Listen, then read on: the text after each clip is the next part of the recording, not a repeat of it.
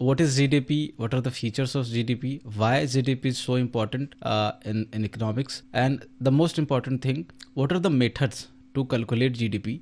Everything we will discuss in this video. Stay with us, and after this video you won't have any query or confusion regarding this topic. So first we will try to understand what is GDP, gross domestic product. ये जो चीज है वो क्या है, तो इसके लिए आपको दो तीन चीजों को ध्यान में रखना पड़ेगा। सबसे पहला मैं आपको एक कीवर्ड बताता हूँ, फाइनल। फाइनल के बाद आपको ध्यान रखना है कंट्रीज बॉर्डर और 1 ईयर।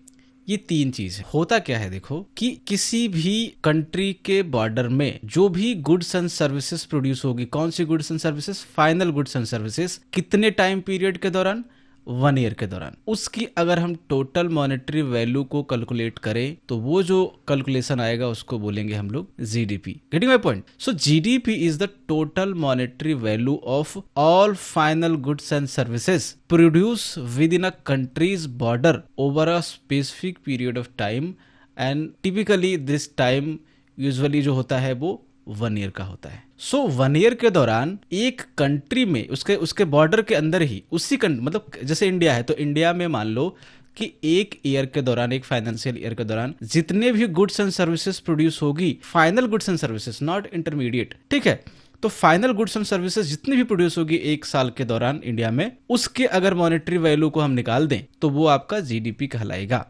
ओके, ये एक मेजर है, एक कंप्रिहेंसिव मेजर है किसी भी कंट्री के इकोनॉमिक परफॉर्मेंस और उसके इकोनॉमिक हेल्थ को जो है वो चेक करने के लिए, जज करने के लिए जीडीपी जो है वो एज अ मेजर के रूप में जो है वो काम करता है।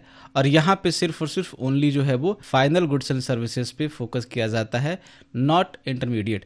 इंटरमीडिएट और फाइनल मैं आपको जो आपका टाइप्स ऑफ गुड्स था उस पर भी डिस्कस किया था इस चीज़ को। देखो बहुत सिंपल सी चीज़ है। इंटरमीडिएट गुड्स का मतलब है कि जो प्रोडक्शन के प्रोसेस में जो है वो इन बिटवीन कहीं पे यूज हो रहा होगा। जैसे कार इंडस्ट्री है तो कार बनाने के लिए क्या चाहिए होता है, टायर चाहिए होता है। कार बनाने के लिए स्टील चाहिए होती है। कार बनाने के लिए बैटरी चाहिए होती है, लाइट चाहिए होती है, बहुत जो भी चीज़ें कार बनाने के लिए चाहिए होगा वो सब जो है वो इंटरमीडिएट गुड्स में आएंगे। और फाइनल गुड्स क्या होगा, फाइनल गुड्स खुद कार होगा। जब कार बन करके आएगी तो वो फाइनल गुड्स होगी, लेकिन इसको बनाने के लिए बहुत सारी चीज़ें लगेगी, सीट लगेगा, उसमें शीशा लगेगा, उसमें आपका जो मैंने बताया कि स्टील लगेगा, टायर लगेगा, ये सब इंटरमीडिएट गुड्स हैं। तो इन इंटरमीडिएट गुड्स को काउंट नहीं कर करके जो फाइनल गुड्स होता है, जो फाइनल सर्विसेज होगी, उसको काउंट करेंगे। ताकि इसको क्यों किया जाता है, फाइनल गुड्स एंड सर्विसेज को काउंट, इंटरमीडिएट को क्यों नहीं किया जाता, ताकि ये जो डबल काउंटिंग है उसको जो है वो अवॉइड किया जा सके। डबल काउंटिंग को, ये डबल काउंटिंग क्या होता है अभी अगले स्लाइड्स में हम लोग समझ लेंगे। एक ही चीज को 2-3 बार जोड़ लेना वो डबल काउंटिंग। जैसे क्या है कि हमने ये जो कार बनाई तो उसमें टायर लगा, उसमें जो ये स्टील लगा, उसमें बाकी जो सारी चीज़ें लगी, तो इसका जितना भी कॉस्ट आता जाएगा, टायर का कॉस्ट हो चाहे स्टील का कॉस्ट हो, ये सब जोड़ करके कॉस्ट जो है वो फाइनल जो है वो कार की वैल्यू डिसाइड होती है। जो भी मैन्युफैक्चरर का कॉस्ट आएगा, चाहे टायर पे आया हो, चाहे विंड स्क्रीन पे आया हो, किसी चीज़ पे आया हो, सबको एक जगह जो है वो इकट्ठा किया जाएगा, कैलकुलेट किया जाएगा, उस पर वो अपना थोड़ा सा प्रॉफिट रखेंगे और जोड़ करके जो कार की जो है वो फाइनल प्राइस, मान लो कि 5 लाख रुपीज़ कार की फाइनल प्राइस हुई, तो ये जो 5 लाख रुपीज़ कार की फाइनल प्राइस हुई, इसमें ऑलरेडी टायर का प्राइस भी है, ऑलरेडी स्टील का प्राइस भी, सबको जोड़ा हुआ है। लेकिन फिर क्या है कि अगर हम इंटरमीडिएट गुड्स को कैलकुलेट करना भी शुरू कर दें इस पर, तो सपोज करो कि स्टील की प्राइस इसमें 2 लाख रुपीज़ लगी होगी, टायर इसमें 50,000 का लगा होगा, तो अगर इस पर हम सबको जोड़ दें तो ये सारी चीज़ें ऑलरेडी इसमें ऐड है और फिर से जोड़ेंगे तो क्या होगा कि डबल काउंटिंग हो जाएगी इस पर। तो इस तरह से आप देखो कि लगभग 7,50,000 रुपीज़ के आसपास आ जाएगा। लेकिन एक्चुअल क्या है कि ये 5 लाख ही रुपीज़ है, तो वो डबल काउंटिंग के कारण ये कन्फ्यूजन हो जाती है। हालांकि इस कंसेप्ट को और मैं क्लियर करूंगा अभी आगे आने वाली स्लाइड्स में। तो आपको जो बेसिक चीज़ें ध्यान रखनी है वो ये ध्यान रखनी है कि एक 1 ईयर आपको याद रखना है, एक फाइनल गुड्स एंड सर्विसेज, और एक आपका कंट्री के बॉर्डर के अंदर ही होना चाहिए। ओके, देखो फीचर जब डिस्कस करेंगे तो वो तीनों चीज़ों को हम लोग फिर से डिस्कस करते हैं। फीचर्स क्या है इंपॉर्टेंट जीडीपी के, तो सबसे पहला फीचर ये है कि इसमें जो है वो it includes only final goods and services. Intermediate goods को यहाँ पे इंक्लूड नहीं किया जाता है। अभी डिस्कस किया हमने कि वो जो टायर था, वो जो स्टील था कार बनाने के लिए, वो इंटरमीडिएट गुड्स था। कार जो था आपका वो क्या था, फाइनल गुड्स था। तो सिर्फ हम इसमें कार को कैलकुलेट करेंगे, टायर को कैलकुलेट नहीं करेंगे, स्टील को कैलकुलेट नहीं करेंगे। तो ये सारी चीजें हैं। ये क्यों करते हैं हम लोग, डबल काउंटिंग से बचने के लिए। जैसे एग्जांपल के लिए यहाँ पे देखो ब्रेड का एग्जांपल दे रहा है, तो ब्रेड जो बना, मान लो कि ब्रेड की वैल्यू 50 रुपीज हुई, तो इस 50 रुपीज में जितना भी ब्रेड में कॉस्ट लगा होगा ये सब इसमें शामिल होगा, चाहे वो व्हीट का कॉस्ट हो, चाहे वो फ्लोर का आटे का कॉस्ट हो, ये सब इसमें होगा, तभी तो फाइनल प्राइस बना। सारा काट कूट करके जो है वो सारा मतलब इंक्लूड करके ये बनता है। तो इसीलिए हम सिर्फ और सिर्फ इसको 50 रुपीज को कंसिडर करेंगे, ना कि व्हीट के प्राइस को इसमें जोड़ देंगे और आटे के प्राइस को इसमें जोड़ देंगे, नहीं, क्योंकि आटे के प्राइस में ऑलरेडी जो है वो व्हीट का प्राइस भी इंक्लूड होगा, और ये जो ब्रेड का प्राइस होगा उसमें ऑलरेडी व्हीट और फ्लोर दोनों का प्राइस इंक्लूड होगा। तो जैसे हमने ब्रेड का प्राइस लिखा उसमें आटा यानी सॉरी ये जो व्हीट है उसमें जो ये जो फ्लोर है उसका प्राइस ऑलरेडी इसमें इंक्लूड हो गया। अब वापस से हम इन सबको जोड़ेंगे तो ये डबल काउंटिंग हो जाएगी, जैसे फिर से इस पे व्हीट का प्राइस जोड़ दो, फिर से फ्लोर का प्राइस जोड़ दो। सो इसीलिए हम क्या करते हैं, सिर्फ और सिर्फ फाइनल प्राइस को जो है इंक्लूड करते हैं जीडीपी में। सो यहाँ पे आपको ये फर्स्ट फीचर हो गया कि only final goods and services will be consider in the calculation of GDP. दूसरा फीचर क्या है कि ये सिर्फ और सिर्फ ये जो प्रोडक्शन हो रहा है जो गुड्स एंड सर्विसेज का, वो उस इकोनॉमी, उस कंट्री के बॉर्डर के भीतर ही होना चाहिए। वही सारी चीजें जीडीपी में काउंट होगी जिसका प्रोडक्शन जो है वो उस कंट्री के बॉर्डर के भीतर या फिर उस कंट्री के ज्योग्राफिकल बाउंड्री के भीतर होगा, regardless of whether producer is domestic और फॉरेन ऑन फार्म। मतलब कि चाहे कहीं का भी हो, मान लो कि ये इंडिया है, ठीक है, ये पाकिस्तान है, ये पाकिस्तान है, इधर आपका नेपाल हो गया, ओके। सो अगर इंडिया के बाउंड्री के भीतर कोई प्रोडक्ट बन रहा है, इससे फर्क नहीं पड़ता है कि वो जो बनाने वाली कंपनी है वो चाइना की है या फिर अमेरिका की है या इंडियन कंपनी है, इससे कोई फर्क नहीं पड़ता कि वो जो बनाने वाला इंडिविजुअल है वो चाइनीज है, वो इंडियन है या अमेरिकन है, ऑस्ट्रेलियन है, डजेंट मैटर। सिर्फ एक चीज आपको ध्यान देना है कि वो जो प्रोडक्ट बना वो इंडिया में बना कि नहीं बना। अगर इंडिया में बना तो इंडिया की जीडीपी में शामिल होगा। अगर मान लो कि वो पाकिस्तान में बन रहा है, चाहे वो इंडियन कंपनी ही क्यों ना बना रहा हो, चाहे रिलायंस जाकर के इधर अंबानी जी जाकर के कोई कंपनी खोलते हैं, यहाँ पे रिलायंस की कोई ब्रांच खोल दें नेपाल में जाकर के, और वहां पे कोई प्रोडक्ट बना रहे हो, तो क्या ये प्रोडक्ट इंडिया में शामिल होगा इंडिया के जीडीपी में? बिल्कुल नहीं, क्योंकि इसने ये जो इंपॉर्टेंट रूल था किस चीज का, बॉर्डर के भीतर प्रोड्यूस होने वाला रूल, उसको वायलेट कर दिया गया। तो इंडिया के बॉर्डर के भीतर अगर कोई भी गुड्स एंड सर्विसेज प्रोड्यूस हुई है तो वो इंडिया की जीडीपी में शामिल होगी ही होगी, नो मैटर कि उसको प्रोड्यूस करने वाला आपका डोमेस्टिक कंपनी है या फॉरेन कंपनी है या फॉरेन इंडियन सिटीजन है या फिर फॉरेन सिटीजन है, ओके। ये सारी चीजें, जैसे एक कार जो है वो कोई फॉरेन ओन कंपनी मान लो कि टेस्ला के द्वारा बनाई जाती है इंडिया में, तो ऑब्वियसली इंडिया के जीडीपी में शामिल होगा क्योंकि इंडिया में बनाई गई है। फिर क्या है कि अगला फीचर कि ये गिवन टाइम पीरियड के भीतर ही जो है इसका जो प्रोडक्शन है गुड्स एंड सर्विसेज का वो होना चाहिए। और ये टाइम पीरियड कितना होता है इंडिया में, तो हम लोग एक फाइनेंशियल ईयर को कैलकुलेट करते हैं। जैसे फाइनेंशियल ईयर हमारा कब से कब तक होता है, आपका 1 अप्रैल से लेकर के 31 मार्च तक होता है ये, तो ये आपका फाइनेंशियल ईयर हो गया। इसी फाइनेंशियल ईयर में जो भी गुड्स एंड सर्विसेज प्रोड्यूस होंगी उसको क्या करेंगे हम लोग इंडिया के जीडीपी में शामिल करेंगे, यानी कि ये टाइम पीरियड को यहाँ पे भी कंसीडर किया जाता है जीडीपी में कि इसका फीचर हो गया। और ये इसलिए इससे फायदा क्या है, देखो कि जब हम टाइम बाउंड मैनर में जीडीपी को कैलकुलेट करते हैं तो इससे क्या होता है कि इससे कंपैरिजन करना आसान होता है डिफरेंट टाइम जो है आपका पीरियड में।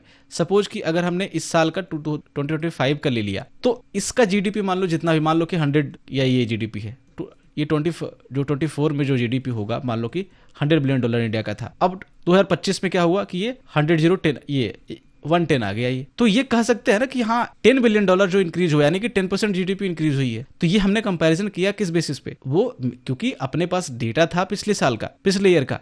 तो जैसे ही हमारे पास ईयरली डेटा होता है या फिर एक जैसे क्वार्टरली डेटा होगा, ईयरली होगा, डिकेडियल डेटा होगा, तो हम उसको कंपेयर कर सकते हैं पिछले डिकेड से, पिछले ईयर से, ये सब। तो क्योंकि हमारे पास यहाँ पे ईयरली है तो हम हर ईयर का डेटा कंपैरिजन कर सकते हैं और इससे हम एक अनुमान लगा सकते हैं, कंक्लूजन निकाल सकते हैं कि जो है जीडीपी है ग्रो कर रही है कि डिक्लाइन कर रही है, ये सारी चीजें, ओके। ये टाइम पीरियड वाला कॉन्सेप्ट है। और अब जो सवाल ये उठता है कि जीडीपी इतना इंपॉर्टेंट क्यों है, क्या होता है इससे, तो सबसे पहला चीज ये है कि इसके थ्रू, जीडीपी के डेटा के थ्रू किसी भी कंट्री के, किसी भी इकोनॉमी के इकोनॉमिक हेल्थ को क्या किया जाता है, मेजर किया जाता है। ये जो जीडीपी ग्रोथ है, मान लो कि इंडिया 10% जीडीपी ग्रोथ से ग्रो करी, मैंने आपको बताया ना कि मान लो कि पिछले साल $100 बिलियन की इकोनॉमी थी इंडिया की, इस साल हो गई $110 बिलियन, यानी कि $10 बिलियन इंक्रीज कर गई, तो जीडीपी ग्रोथ कितना हुआ, 10% हुआ पिछले साल के मुकाबले। तो ये जो ग्रोथ हुआ इससे पता चलता है कि कंट्री जो है वो कैसा परफॉर्म कर रही है, उसका हेल्थ कैसा, इकोनॉमिक हेल्थ कैसा है बेसिकली। अगर ये मान लो कि ये -10% होता तो पता चलता है ये तो खड्डे में जा रही है इकोनॉमी बिल्कुल। अगर ये +10% है, ग्रो कर रही है, तो इसका मतलब है कि इकोनॉमी जो है वो अच्छी हालत में है, ग्रो कर रही है। जब जो ग्रो करेगी तो ज़्यादा जो है वो जॉब अपॉर्चुनिटी जो है क्रिएट होंगे। ज़्यादा जब जॉब लोगों को मिलेंगे तो ये जो वेलबिंग है लोगों का, ये जो लिविंग स्टैंडर्ड है वो क्या होगा, इंप्रूव होगा। तो ये एग्जांपल है कि अब मान लो कि 7% अगर एनुअली ग्रो कर रहा है इंडिया का, तो ये दिखाता है कि 7% अच्छा माना जाता है ग्रोथ। ओके, 5% से ओवर ठीक ठाक माना जाता है ये। तो ये अगर ग्रो कर रहा है तो दिखाएगा कि ये इकोनॉमिक परफॉर्मेंस इंडिया जो है अच्छा परफॉर्म कर रही है इकोनॉमिकली। और अगर ये अच्छा परफॉर्म करती रहती है ओवर द ईयर्स तो इंफ्रास्ट्रक्चर इससे बेटर होंगे, ठीक है। जो कंज्यूमर स्पेंडिंग होगी वो बढ़ेगी, इन्वेस्टमेंट जो होगा वो बढ़ेगा। जब जीडीपी ग्रोथ जब अच्छा खासा होगा तो बाहर के लोग भी चाहेंगे कि वो इससे कुछ प्रॉफिट बना पाए, उस जीडीपी ग्रोथ में अपने अपने अपनी हिस्सेदारी जो है वो कर सके, तो इन्वेस्ट करेंगे लोग यहाँ पे आकर के। सिंपल सा चीज है कि ये जो है वो जीडीपी का जो डेटा है, जीडीपी ग्रोथ का जो फिगर है, वो किसी भी कंट्री की इकोनॉमी के हेल्थ के बारे में, इकोनॉमिक हेल्थ के बारे में बताता है। दूसरा क्या है कि ये इंडिकेट करता है लोगों की लिविंग स्टैंडर्ड के बारे में, जो जीडीपी का फिगर है। और कौन सा, ये ओवरऑल जीडीपी इंडिकेट नहीं करेगा, ये पर कैपिटा जीडीपी का जो फिगर है वो इंडिकेट करेगा। पर कैपिटा जीडीपी क्या होता है, जो भी जीडीपी होगी किसी भी कंट्री के, मान लो कि इंडिया की जीडीपी है जो भी है, मान लो $100 बिलियन है, सो उसको पॉपुलेशन से आप डिवाइड कर दो। किसी भी कंट्री की जीडीपी में उसकी जो टोटल पॉपुलेशन है उससे आप डिवाइड कर दोगे तो वो पर कैपिटा जीडीपी जो है आपका निकल जाएगा। ओके, तो ये बताता है कि वो जो कंट्री है या वहाँ के जो लोग हैं वो वेल्दियर है या नहीं है, नेशन प्रोडक्टिव है कि नहीं है। सपोज करो, देखो जीडीपी की कुछ लिमिटेशंस भी हैं। जैसे जीडीपी का सिर्फ ये डेटा नहीं बता सकता कि वहाँ पे वेलबींग या फिर वहाँ पे जो लोगों का लिविंग स्टैंडर्ड है वो कैसा है। कैसे, देखो समझो इस चीज को। सपोज करो कि कंट्री ए है और ये कंट्री बी है। यहाँ इसकी जो है वो इकोनॉमी या जीडीपी जो है वो $100 बिलियन है, या 100 करोड़ मान लो, रुपीज में मान लो तो समझने में आसानी होगी। 100 करोड़ रुपीज है। ये जो कंट्री बी है उसकी जो है वो मान लो कि 50 करोड़ रुपीज है, इससे हाफ। लेकिन यहाँ पे जो मान लो कि ये जो कंट्री है उसका पॉपुलेशन 200, यहाँ पे 200 लोग रहते हैं सपोज करो, और यहाँ पे सिर्फ 10 लोग रहते हैं इस कंट्री में, कंट्री बी में। तो इसका पर कैपिटा जीडीपी कितना हो जाएगा, आप 100 से डिवाइड करो 200 को, तो लगभग 50 लाख रुपीज आएगा। 50 लाख रुपीज ही तो आएगा ना, ठीक है। 0.5 आएगा, 0.5 करोड़ का मतलब 50 लाख रुपीज होता है। अब यहाँ पे 50 करोड़ इससे कम है जीडीपी का साइज इस कंट्री का, कंट्री बी का, लेकिन लोग पॉपुलेशन इसके कम है, तो आप डिवाइड करके देखो 5 करोड़ रुपीज आएगा। तो ओवरऑल आप अगर कोई आदमी ये देख लेता सिर्फ कि जीडीपी का साइज क्या है, इसका 100 करोड़ रुपीज है, इसका 50 करोड़ रुपीज है, और कोई ये इस बात का इन्फ्रेंस निकाल लेता कि ये जो 50 करोड़ रुपीज जिसका जीडीपी है, अगर तो 50 करोड़ ऑब्वियसली 100 करोड़ से कम है, तो इसकी जो लोगों की जो वेलबींग होगा वहां पे कम होगा, लिविंग स्टैंडर्ड है वो कम होगा। लेकिन वो गलत होता, क्यों? क्योंकि हमने उसको पर कैपिटा जीडीपी के रूप में नहीं देखा। पर कैपिटा जीडीपी के रूप में देखने पे समझ में आ रहा है कि यहाँ पे तो per capita GDP 50 lakh rupees है, जबकि यहाँ पे जो है वो भले ही उसकी जीडीपी कम हो उस कंट्री की, लेकिन यहाँ पे per capita GDP 5 crore rupees है पर आपका पर्सन, यानी कि बहुत ज्यादा इनकम है लोगों के पास। सो इस तरह से जो है वो जीडीपी के जो डेटाज हैं वो इंडिकेट करता है लोगों की लिविंग स्टैंडर्ड के बारे में कि उस कंट्री का लिविंग स्टैंडर्ड कैसा है। जो आप यूरोपियन कंट्रीज देख लो तो वहाँ पे इंडिया की जीडीपी काफ़ी बड़ी है उन कंट्रीज के मुकाबले, लेकिन उसका पॉपुलेशन इतना कम है कि पर कैपिटा जीडीपी बहुत हाई हो जाता है इंडिया से। इंडिया का जीडीपी हाई होने के बाद भी पॉपुलेशन इतनी ज़्यादा है कि पर कैपिटा जीडीपी इंडिया की बहुत लो है। Getting my point? तो ये सारे एग्जाम्पल है उसके। ये टफ थोड़ा सा एग्जांपल था, मैंने आपको इजी से समझा दिया। तो ये कंपैरिजन जो है वो हाईलाइट करता है रिलेटिव इकोनॉमिक प्रोस्पेरिटी को और रिलेटिव इकोनॉमिक लिविंग स्टैंडर्ड को कंट्री बाय कंट्री, कि किस कंट्री पे कितना बेहतर लिविंग स्टैंडर्ड है, कितनी इकोनॉमिक प्रोस्पेरिटी है। ओके, तीसरा इंपॉर्टेंस क्या है कि ये टूल है पॉलिसी मेकिंग के लिए, यानी कि जब गवर्नमेंट जो है वो फिस्कल पॉलिसी बनाएगी या फिर मॉनेटरी पॉलिसी बनाएगी, जैसे गवर्नमेंट फिस्कल पॉलिसी बनाती है, मॉनेटरी पॉलिसी आपका कंट्री का जो सेंट्रल बैंक होता है इंडिया में, जो आरबीआई है, वो बनाती है आपका। तो जब भी मॉनेटरी पॉलिसी या फिर फिस्कल पॉलिसी बनाने की बात आएगी तो हमेशा रेफर किया जाएगा सबसे पहले जीडीपी डेटा को। ये जीडीपी डेटा से ही ये तो पता चलेगा कि जीडीपी ग्रोथ स्लो है या जीडीपी का ग्रोथ फास्ट है। अगर ग्रोथ स्लो है तो इसको दूर करने के उपाय किए जाएंगे। दूर कैसे किए जाएंगे? जैसे क्या करेगी गवर्नमेंट, टैक्सेस रेट को जो कट कर देगी, लोअर कर देगी, गवर्नमेंट स्पेंडिंग जो है वो इंक्रीज कर देगी जिससे डिमांड बढ़ेगी। अब ये सारी चीजें कैसे होती है हम लोग डिस्कस करेंगे कभी आने वाले लेक्चर्स में, ठीक है। बहुत ज्यादा हर चीज को यहाँ पे डिस्कस नहीं कर सकता मैं, चलो मैं बता देता हूँ, थोड़ा सा बता देता हूँ। मान लो कि लोअर टैक्सेस होता है तो कैसे जो है वो स्पेंडिंग बढ़ेगी लोगों की। सपोज करो कि आप 1 लाख रुपीज कमाते हो, गवर्नमेंट 20% इस पर टैक्स लगा देती है, इनकम टैक्स, तो आपके पास बचा कितना? 80,000 रुपीज, क्योंकि 20% तो गवर्नमेंट ने ले लिया ना। 1 लाख का 20,000, 20% 20,000 हो गया, यही हुआ ना। अब गवर्नमेंट डिसाइड करती है कि अब इकोनॉमी स्लो कर रही है तो हम गवर्नमेंट कुछ ऐसा करती है कि चलो लोगों की स्पेंडिंग बढ़ाने के लिए टैक्स रेट कम कर दो। तो कैसे स्पेंडिंग बढ़ेगी इससे? मान लो कि गवर्नमेंट पहले 20% ले रही थी अब गवर्नमेंट बोलेगी कि हम 10% ही लेंगे। तो पहले आपका टैक्स कितना कट रहा था 20,000, अब कितना कटेगा 10,000। मिल कितना रहा था आपको 1 लाख रुपीज, यानी अब आपके पास 90,000 रुपीज है। पहले कितना था आपके पास 80,000 रुपीज, क्योंकि 20,000 तो गवर्नमेंट ले रही थी आपकी। अब गवर्नमेंट कितना ले रही है 10,000 रुपीज। तो आपके पास 10,000 रुपये एक्स्ट्रा आ गए। अब जब आपके पास 10,000 रुपये एक्स्ट्रा आ गए तो कहीं ना कहीं तो खर्च करोगे ना। आप इससे रोटी कपड़ा मकान जो भी खरीदना है आप खरीदोगे, कार खरीदना है आप कार खरीदोगे। हो सकता है आपके पास 10,000 EMI के रूप में कार खरीद लो आप, कि चलो एक एक्स्ट्रा इनकम होगी। इस तरह से जब इकोनॉमी में बहुत बड़े स्केल पे हर लोगों के साथ ऐसा होगा तो क्या होगा कि बाकी चीज़ों की डिमांड बढ़ेगी। कार की डिमांड, अगर लोग कार खरीदने लगेंगे तो कार की डिमांड बढ़ेगी, लोग कपड़ा खरीदेंगे तो कपड़े की डिमांड बढ़ेगी। और जब वो सारी चीज़ों की डिमांड बढ़ेगी तो उससे रिलेटेड जितने भी बिजनेसेस होंगे वो और ग्रो करेंगे, और जब ग्रो करेंगे तो और ज़्यादा जो है वो नौकरियां पैदा होगी। जब नौकरियां पैदा होगी तो क्या होगा कि लोगों को सैलरीज मिलेगी, सैलरी मिलेगी तो और लोगों के पास पैसा आएगा, और जब और पैसा आएगा तो डिमांड इंक्रीज होगी, लोग खरीदेंगे ज़्यादा, तो इकोनॉमी ग्रो करेगी। उसी तरीके से गवर्नमेंट क्या कर सकती है कि अपने तरफ से पैसा जो है इकोनॉमी में डाल सकती है। जैसे गवर्नमेंट को अगर रोड बनाना है सपोज करो, तो रोड बनाने के लिए लोग चाहिए होंगे, लोगों को सैलरी मजदूरों को सैलरी मिलेगी, कॉन्ट्रैक्टर को सैलरी मिलेगी, इंजीनियर को सैलरी मिलेगी, तो लोगों के पास पैसा आएगा। पैसा आएगा तो फिर से वो क्या करेंगे, चीज़ों को खरीदेंगे, डिमांड इंक्रीज होगी। ठीक है, सब्सिडीज दे रही है तो लोगों के पास पैसा बचना शुरू होगा। मतलब इस सारी चीज़ों के थ्रू जो है मतलब कहने का मुद्दा सिंपल यहाँ पे ये है कि गवर्नमेंट को जब पता होगा कि कंट्री कैसा परफॉर्म कर रही है इकोनॉमिकली, तभी तो वो कुछ कर पाएगी ना, तभी तो वो उसको दूर करने के लिए या फिर उसको वो बाकी चीज़ों को एडजस्ट करने के लिए वो कर पाएगी कुछ ना कुछ। तो ये कहाँ से पता चलेगा, ये जीडीपी के डेटा से पता चलेगा कि कंट्री का जो जीडीपी ग्रोथ है वो स्लो है या फिर फास्ट है। बहुत ज़्यादा फास्ट जब ग्रोथ हो तो इन्फ्लेशन की समस्या हो जाती है, ओके, महंगाई की समस्या बढ़ी। जब बहुत सारे लोगों के पास पैसे आ जाएंगे तो डिमांड बहुत ज़्यादा हो जाएगा। जब बहुत ज़्यादा डिमांड होता है तो चीज़ों की जो आपकी प्राइसेस है वो बहुत ज़्यादा बढ़ जाएगी। तो बहुत ज़्यादा जब प्राइसेस बढ़ जाएगी तो क्या होगा कि अब गवर्नमेंट, चूंकि महंगाई बढ़ गई ना, फिर इन्फ्लेशन बहुत ज़्यादा हो गया, तो गवर्नमेंट सोचेगी कि अब इस पैसे को कैसे खींचा जाए, मार्केट से खींचेगी थ्रू मॉनेटरी पॉलिसी। ये आरबीआई करती है। जब मॉनेटरी पॉलिसी पढ़ेंगे तो सारा कुछ क्लियर हो जाएगा आपको। बस आपको अभी यहाँ ध्यान रखना है कि जीडीपी डेटा बहुत क्रूशियल है पॉलिसी मेकिंग के लिए, इसीलिए इंपॉर्टेंट है। अब है कि कैसे जीडीपी को जो है वो कैलकुलेट किया जाता है इंडिया में। ये 3 मेथड हैं, देखते हैं पहले। ओके, सो प्राइमरी जो मेथड है जीडीपी को कैलकुलेट करने के लिए वो है आपका 3। कौन कौन सा? प्रोडक्शन मेथड, इसको वैल्यू एडेड अप्रोच भी बोलते हैं। दूसरा है आपका इनकम मेथड, तीसरा है आपका एक्सपेंडिचर मेथड। और तीनों जो है अलग अलग पर्सपेक्टिव जो है वो आपको देंगे जीडीपी को कैलकुलेट करने की। जैसे आपका प्रोडक्शन मेथड से, प्रोडक्शन पर्सपेक्टिव से आपको डेटा मिलेगा। इनकम मेथड जब आप यूज करेंगे तो इनकम पर्सपेक्टिव से आपको जो है वो जीडीपी ये आपका मिलेगा।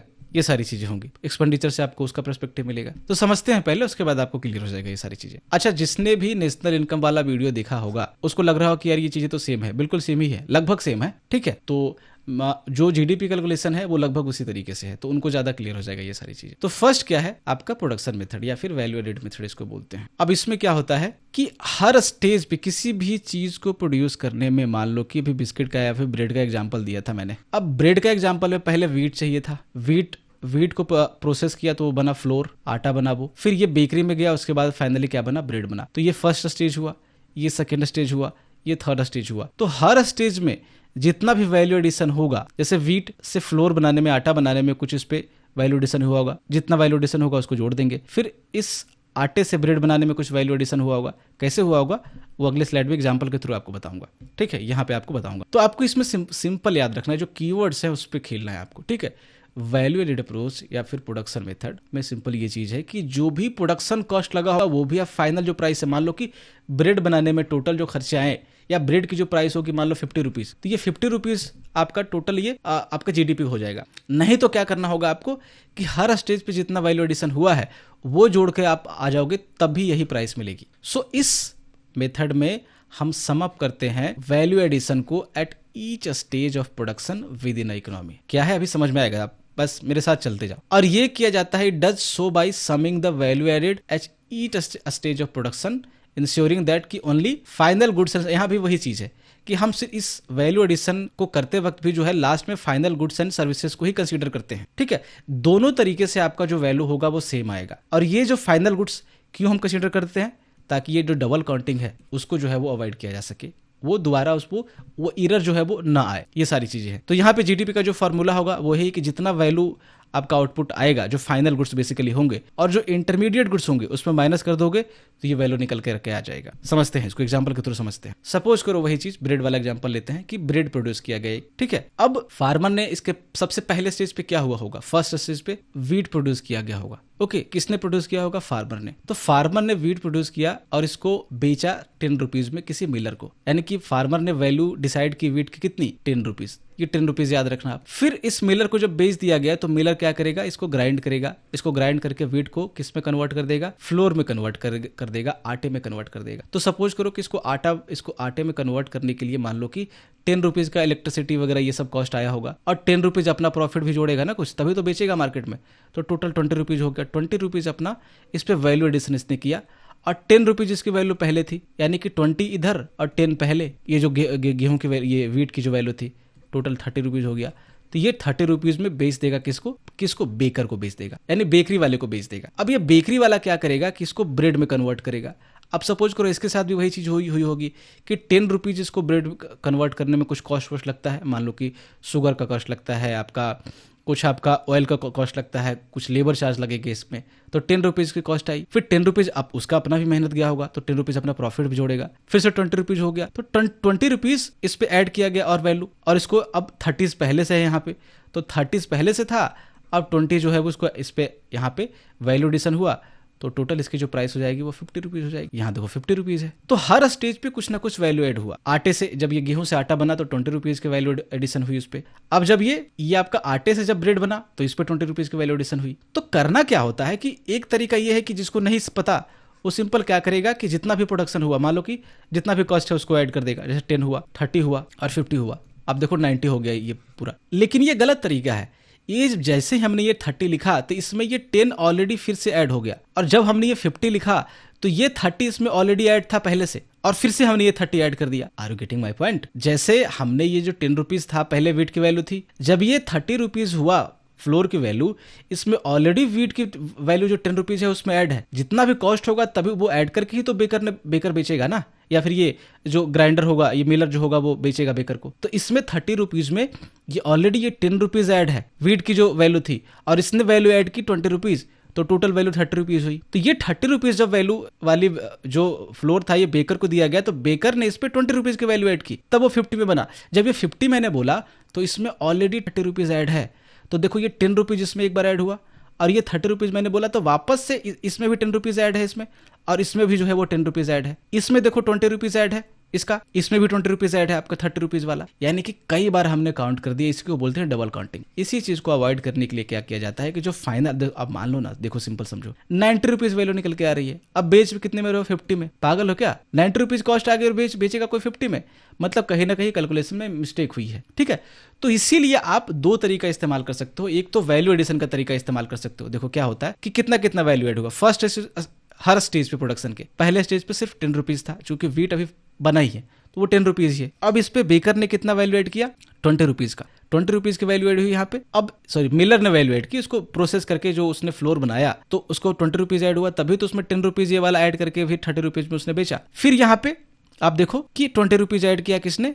बेकर ने, जब उसने ब्रेड बनाया। तो जब भी आपको ये वैल्यू एडिशन निकालना है तो जो प्रोडक्ट आगे कैरी फॉरवर्ड हुआ है उसमें पहले वाला जो प्रोडक्ट का कॉस्ट था उसमें माइनस कर दोगे आप, तो आपको वैल्यू एडेड निकल जाएगा उससे। जैसे 30 में आपने 10 माइनस किया तो 20 आ गया, ठीक है। 50 में आपने 30 माइनस किया तो 20 आ गया। इससे भी आप निकाल सकते हो।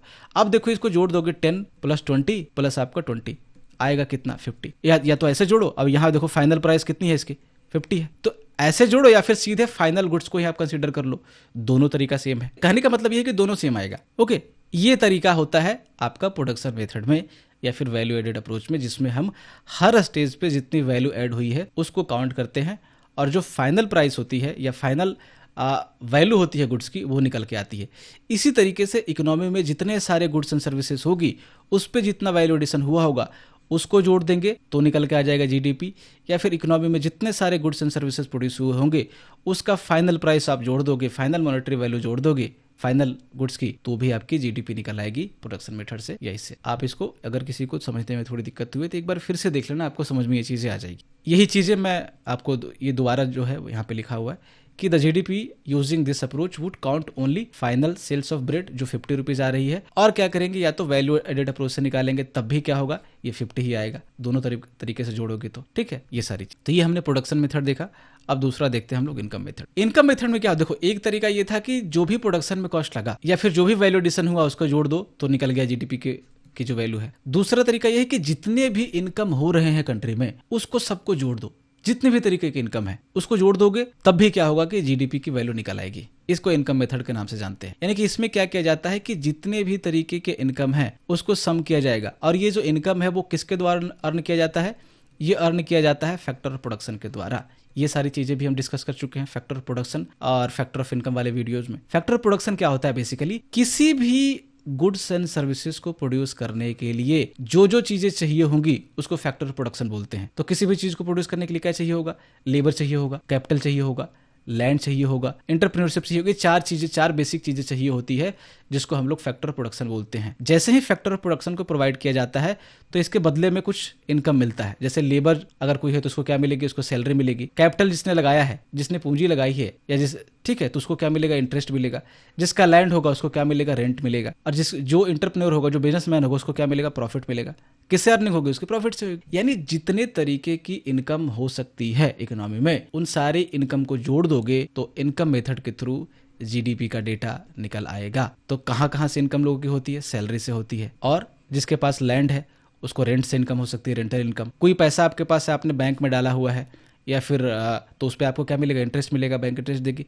बैंक के पास पैसा था, बैंक ने उसको क्या किया? किसी को कैपिटल के रूप में दे दिया, बिजनेसमैन को लोन में दिया, तो बैंक को उस पर इंटरेस्ट मिल रहा है, यानी कि इंटरेस्ट से इनकम हो रहा है, रेंट से इनकम हुआ। फिर कोई बिजनेसमैन है, वो कोई प्रोडक्ट बेच रहा है बना करके, तो प्रॉफिट हो रहा है, तो प्रॉफिट से इनकम हो सकता है।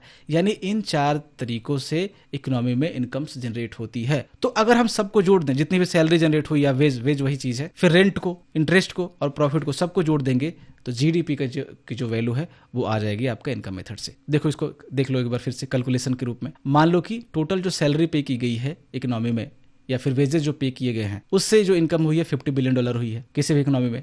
ये बस ऐसे ही है, ठीक है, समझने के लिए। मान लो कि रेंटल इनकम हुई है वो $10 बिलियन हुई है, इंटरेस्ट से जो इनकम हुई है वो $20 बिलियन हुई है, और प्रॉफिट जो इनकम हुआ वो $30 बिलियन हुआ। सबको क्या करना है? आपने कैलकुलेट कर देना है। 50, 10, 20 या 30, $110 बिलियन, ये आपका जीडीपी का वैल्यू होगा। As simple as that. जितना इनकम हुआ सबको जोड़ दो। और इनकम किससे हो सकता है? वेज से या सैलरी से हो सकता है, रेंट से हो सकता है, इंटरेस्ट से हो सकता है, प्रॉफिट से हो सकता है। यही तो होता है ना, बस जोड़ दो उसको, तो ये आपका हो गया इनकम मेथड। इस जीडीपी का वैल्यू आया। अब है तीसरा एक्सपेंडिचर मेथड। ये तरीका क्या बोलता है कि जो भी, देखो होता क्या है ना, कि जो भी गुड्स एंड सर्विसेज प्रोड्यूस होगी आपका इकोनॉमी में, कोई ना कोई तो उसको खरीदेगा ना। ऑब्वियस सी बात है ना, कंज्यूमर होंगे, कंज्यूमर उसको खरीदेंगे।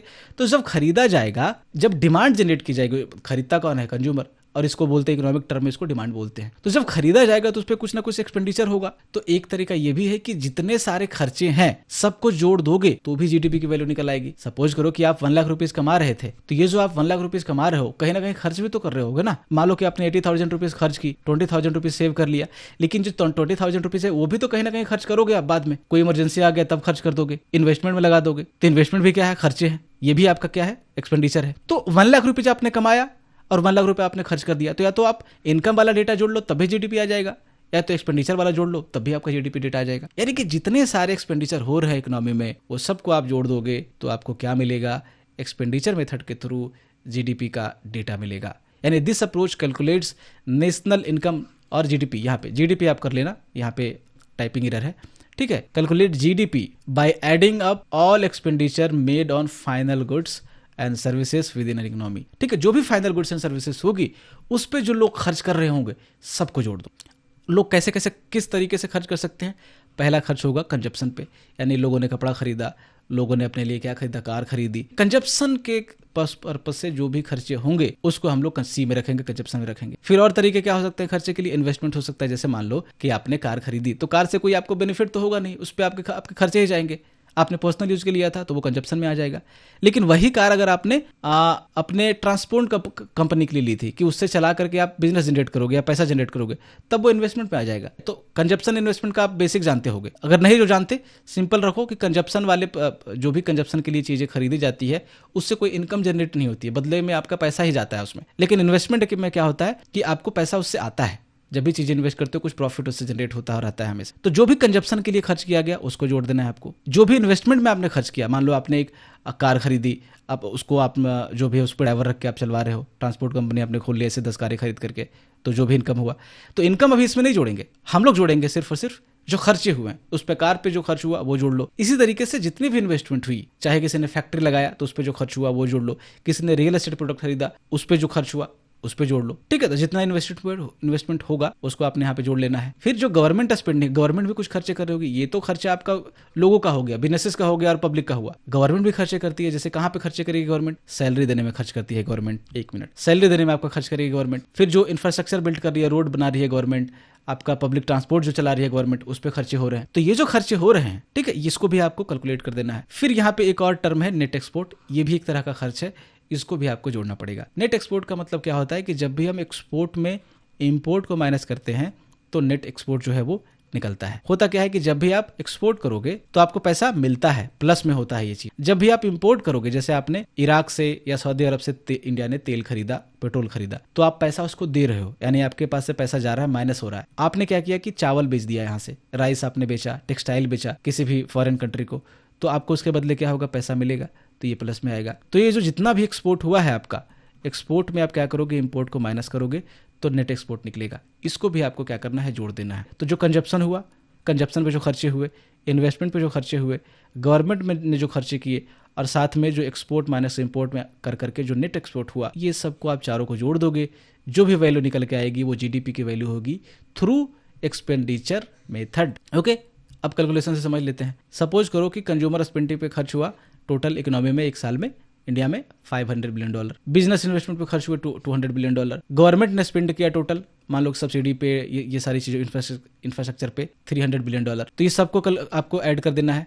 फिर एक्सपोर्ट हुआ $100 बिलियन का, इंपोर्ट हुआ आपको $80 बिलियन का। तो मैंने आपको क्या बोला था कि एक्सपोर्ट माइनस इंपोर्ट, 100 माइनस 80 बचा 20, ये प्लस में आया, ये मतलब कि ऐड हो जाएगा। तो सबको ऐड कर दो, 500 बिलियन, 200 बिलियन, 300 बिलियन, ये कितना हो गया आपका? 1000 बिलियन। ये आपका करोगे तो 20 आएगा, 1020 बिलियन। ठीक है, एक्सपेंडिचर मेथड से निकल गया। सिंपल है, आपको इसमें ज्यादा अपना दिमाग नहीं लगाना है, ठीक है ना। जो खर्चे हुए उसको जोड़ देना है। तो ये सारा चीज आपको हो गया, ये वीडियो में हमने देखा। Thank you, thanks for watching.